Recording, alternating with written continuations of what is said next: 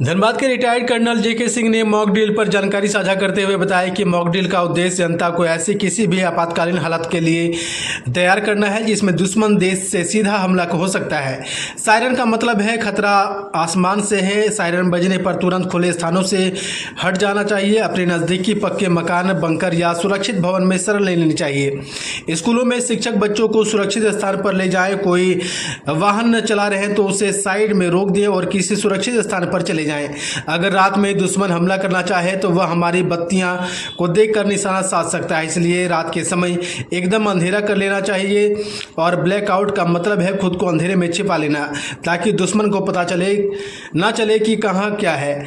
Retired colonel जेके सिंह ने कहा कि यह अभ्यास डराने के लिए नहीं, तैयार करने के लिए है। हम सबको मिलकर यह दिखाना है कि भारत की जनता जागरूक भी है और दुश्मन को जवाब देने के लिए तैयार भी है।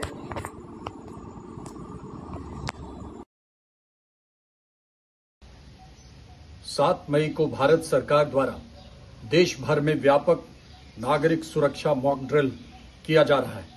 1971 के बाद यह पहली बार सीमावर्ती राज्यों और कुछ विशेष राज्यों में किया जा रहा है, जिसके दौरान सबसे पहले एयर रेड यानी सायरन संभावित हवाई हमलों की चेतावनी के लिए किया जाएगा। इस प्रकार सबसे पहले सायरन का प्रशिक्षण किया जाएगा और इससे वाकफियत होगी वहां के लोगों की। सायरन की आवाज कैसी होती है, कहां तक सुनाई जाता है, यह सब चीजें देखी जाएंगी।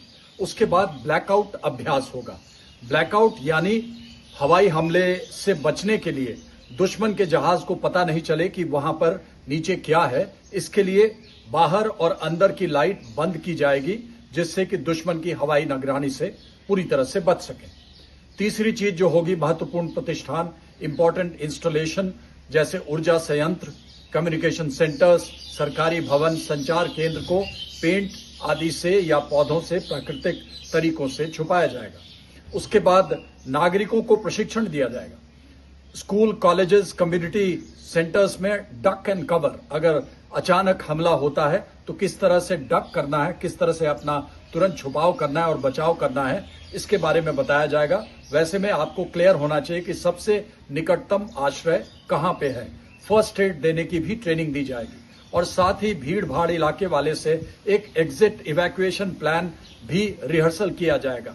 यानी कभी अगर आप ऐसे समय में भीड़ भाड़ वाले इलाके में हैं तो आपको ये मालूम होना चाहिए कौन सा रास्ता इख्तियार करना है और कहां सुरक्षित स्थान हमें मिल सकता है। इसी के साथ कम्युनिकेशन सिस्टम का भी परीक्षण किया जाएगा, जैसे हॉटलाइन की व्यवस्था है, रेडियो कम्युनिकेशन लिंक की व्यवस्था है, उसकी भी कार्य क्षमता का परीक्षण किया जाएगा।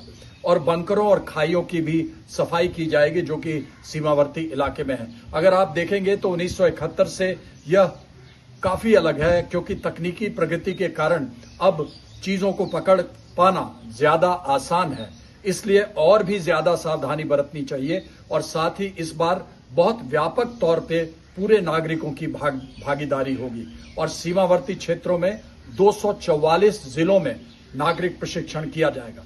अगर इसे विस्तार से हम समझना चाहें तो एयर वार्निंग, जिसमें खतरा आसमान से होता है, तो दुश्मन का हवाई हमला आते ही अगर आप खुले स्थान में हैं तो तुरंत हट जाएं, अपने नजदीकी पक्के मकान, बंकर या सुरक्षित स्थान में शरण लें। स्कूलों में शिक्षकों को बच्चों को सुरक्षित स्थान पर लेकर जाएं। कोई गाड़ी चला रहा हो तो साइड में रोकें और स्वयं सुरक्षित स्थान पर जाएं। इस तरह का जब एयर वार्निंग होता है तो अपनी लाइट्स ऑफ करना बहुत जरूरी है। जहां तक नागरिक सुरक्षा की बात है, हवाई हमले, बम गिरने की स्थिति में सिर, आंख, शरीर की कैसे रक्षा करें, आग लगने पर क्या करें, जहरीली गैस, धुआं फैलने पर मास्क या कपड़े का इस्तेमाल करें। चारकोल फिल्टर का भी इस्तेमाल किया जा सकता है, जो देसी तौर पर रुमाल में डाल करके बनाया जा सकता है, उसे पानी से भिगाया जा सकता है। जब ब्लैकआउट की कार्रवाई करनी हो तो सभी घरों की लाइटें, स्ट्रीट लाइट, दुकान की बत्ती, ये सब चीजें बंद करें। खिड़कियों पर काले पर्दे लगाएं, मोटे कपड़ों से ढकें। दो टॉर्च या मोबाइल की फ्लैश लाइट का बाहर इस्तेमाल न करें। ब्लैकआउट में खुद को अंधेरे में पूरी तरह से छुपाना है कि दुश्मन को पता न चल सके। याद रखें कि अगर दुश्मन हवाई जहाज में पायलट को एक चीज दिखाई दे जाती है तो वो सारी चीजें दिखाई दे जाती हैं। तो हमें कहा जाता है कि अगर 100 टैंक हैं और एक टैंक कैमोफ्लेज नहीं है तो अगर उसे एक टैंक दिख जाएगा तो वहां पर वो फोकस करेगा और उसे बाकी टैंक भी दिख जाएगा। और आखिरी बात, वाइटल इंस्टॉलेशन को कैमोफ्लेज करें, जैसे रेलवे स्टेशन, डैम, फैक्ट्री, जल से छिपाने की व्यवस्था होनी चाहिए। कैमोफ्लेज नेट होना चाहिए, या नहीं हो तो रंगीन तिरपाल हो, या प्राकृतिक चीजों से, पेड़ पौधों से भी उन्हें ढका जा सकता है। और इवैक्यूएशन प्लान और रिहर्सल की, जिसकी मैंने पहले बात की, किसी भी क्षेत्र में हमला होने से आप तुरंत इस चीज को पहले निश्चित करें कि कौन सा रास्ता से आप जाएंगे, कहां जाएंगे और किस जगह पर आप शरण लेंगे। जिला प्रशासन की मदद करनी है, पुलिस की मदद करनी है और सामूहिक रूप से इस अभ्यास को अच्छे से करना है। आप सतर्क रहेंगे तो दुर्घटना नहीं होगी।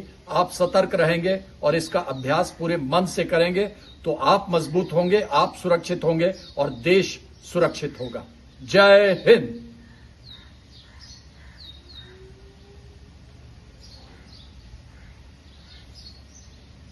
का बैठकें चल रही हैं, जिस तरीके से प्रधानमंत्री, रक्षा मंत्री, गृह मंत्री रोज बैठकें ले रहे हैं, तो जाहिर सी बात है कि हमारी तैयारी तो चल ही रही। भारत किस तरह से मतलब कहना चाहते हैं मजबूत? देखिए, अगर हम संख्या दृष्टि से भी देखें तो हमारे हमारे जो आर्म फोर्सेज है, जो थल सेना, वो पाकिस्तान के थल सेना से दुगनी है। हमारा टैंक उनसे ज्यादा है, हमारे पास उन मिसाइल्स उनसे ज्यादा है। उस वही एयरफोर्स में भी हमारे पास फाइटर जेट्स, उसकी संख्या उनसे काफी दुगना है। उनके एयरफोर्स जो पर्सनल है वो हमारे दुगना है। इस तरह नेवी में हम उनके पास कोई भी एयरक्राफ्ट कैरियर नहीं है, न्यूक्लियर पावर सबमरीन नहीं है, जो हमारे पास है।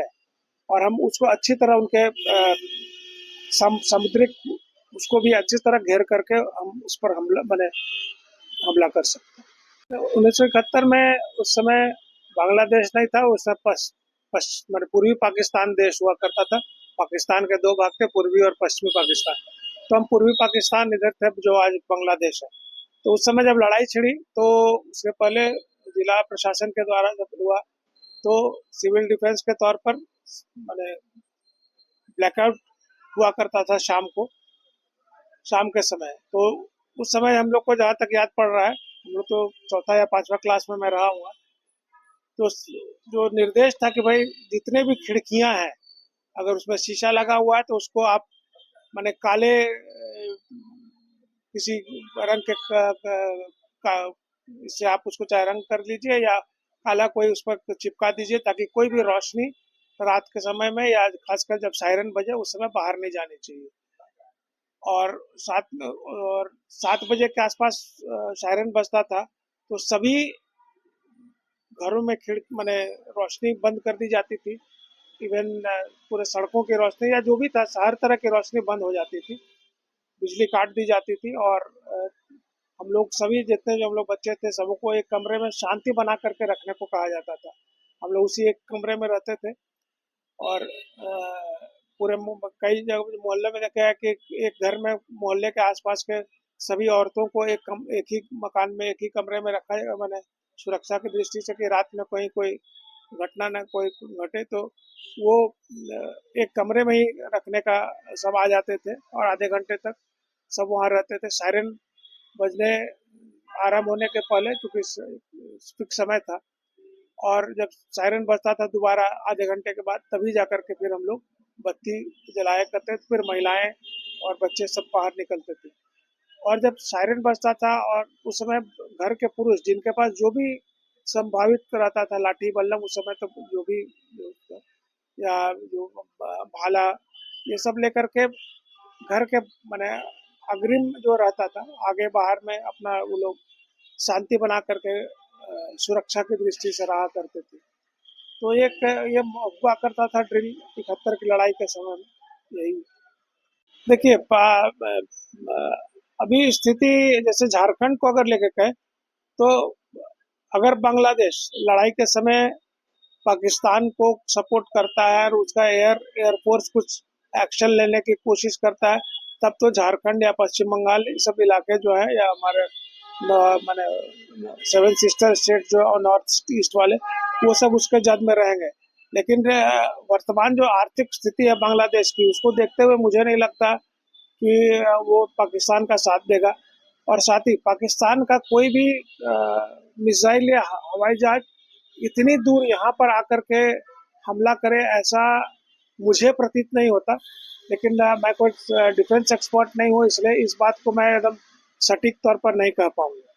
जिस तरह से गृह मंत्री के द्वारा जो है एक नोटिस जारी किया गया है 7 मई को ये हम लोग को देखा मॉक ड्रिल के लिए लेकिन अभी जो जो जानकारी मिल रही है कि वो झारखंड के कुछ सेलेक्टिव शहरों के लिए, झारखंड के सभी शहरों के लिए शायद नहीं, ये अभी जानकारी नहीं मिली है। लेकिन जो मुझे ये है कि बोकारो सेंसिटिव है माना गया, बोकारो और गोमिया को। धनबाद के बारे में अभी जानकारी स्पष्ट नहीं है। क्योंकि धनबाद में भी कुछ दिन पहले जो है आतंकवादी संबंधित जो है हाँ, वो अगर हमको उस दृष्टिकोण से देखेंगे तब तो मामला गंभीर बनेगा। लेकिन वो उनका समर्थन किस हद तक प्राप्त है दुश्मन मुल्क से, वो कितने वहां तक समर्थित हैं और वर्तमान में क्या स्थिति है, ये जब तक स्थिति स्पष्ट नहीं होती तब तक कहना मुश्किल है। मतलब 1971 और 2025 में काफी बहुत का अंतर है, क्योंकि उस समय का जो लड़ाई करने का टेक्निक, उस समय की जो तकनीक था और आज का जो तकनीक है लड़ाई करने का, हमारे पास जो भारत के पास 250 किलो 2500 किलोमीटर 5000 किलोमीटर तक मिसाइल मार करने वाले मिसाइल्स है। तो हम पाकिस्तान के कोई भी शहर हमारे रेंज में है। लेकिन अगर हम ये करें कि पाकिस्तान से अगर कोई कहे कि कलकत्ता को हम उड़ा देंगे, ऐसा बहुत, उसके पहले हमारे जो एयर डिफेंस सिस्टम है वो उसको ट्रैक करके उड़ा सकता है।